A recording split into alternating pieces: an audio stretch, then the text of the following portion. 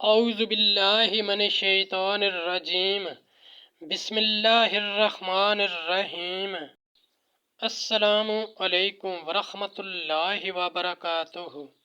طالب علم ساتھ، اس سے پہلے والی ویڈیو میں ہم نے پارہ نمبر 2 سورہ بقرہ کی آیت نمبر 232 کا ترجمہ اور تفسیر پڑھی، جس کا لنک میں نے اس ویڈیو کے ڈسکرپشن میں شیئر کر دیا ہے۔ اس ویڈیو میں ہم سورہ بقرہ کی آیت نمبر 233 کا ترجمہ اور تفسیر پڑھیں گے اور قرآن کی روشنی میں اہم دینی مسائل بھی سیکھیں گے۔ فرمان علی شان ہے کہ علم حاصل کرنا ہر مسلمان مرد عورت پر فرض ہے۔ اے اللہ ہمارے علم میں اضافہ فرما، آمین۔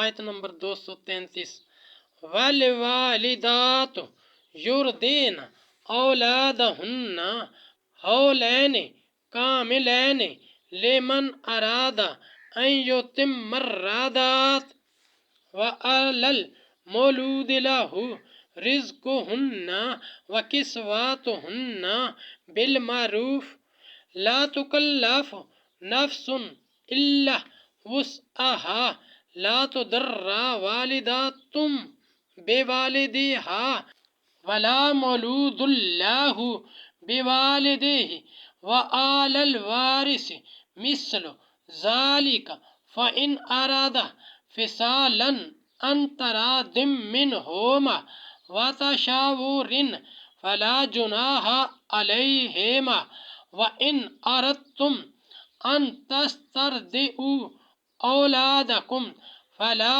جُنَاحَ عَلَيْكُمْ إِذَا سَلَّمْتُمْ مَا آتَيْتُمْ بِالْمَعْرُوفِ وَاتَّقُوا اللَّهَ وَاعْلَمُوا أَنَّ اللَّهَ بِمَا تَعْمَلُونَ بَصِيرٌ۔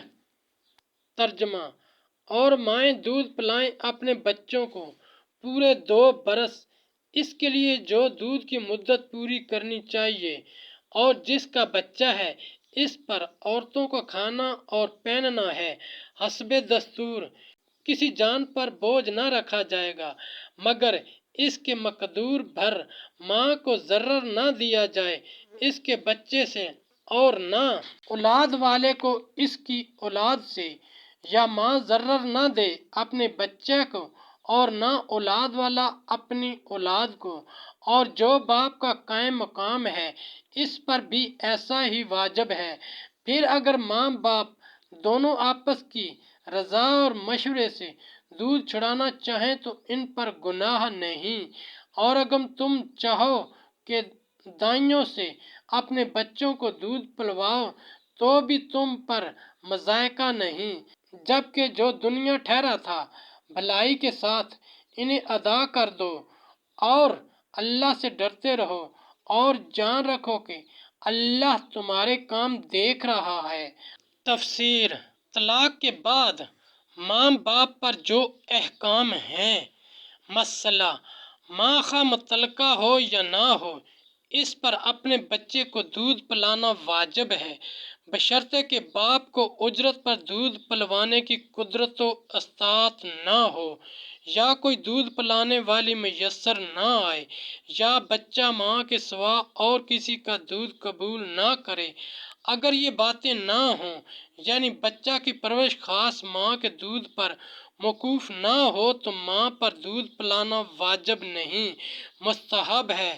تفسیر احمدی، یعنی اس مدت کا پورا کرنا لازم نہیں۔ اگر بچہ کو ضرورت نہ رہے اور دودھ چھڑانے میں اس کے لیے خطرہ نہ ہو تو اس سے کم مدت میں بھی چھڑانا جائز ہے۔ تفسیر احمدی، نسب باپ کی طرف رجوع کرتا ہے۔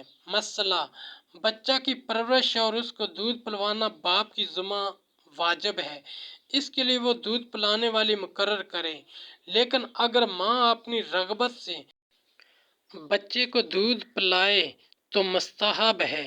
مثلاً شوہر اپنی زوجہ پر بچہ کے دودھ پلانے کے لیے جبر نہیں کر سکتا، اور نہ عورت شوہر سے بچہ کے دودھ پلانے کی اجرت طلب کر سکتی ہے جب تک کہ اس کے نکاح یا عدت میں رہے۔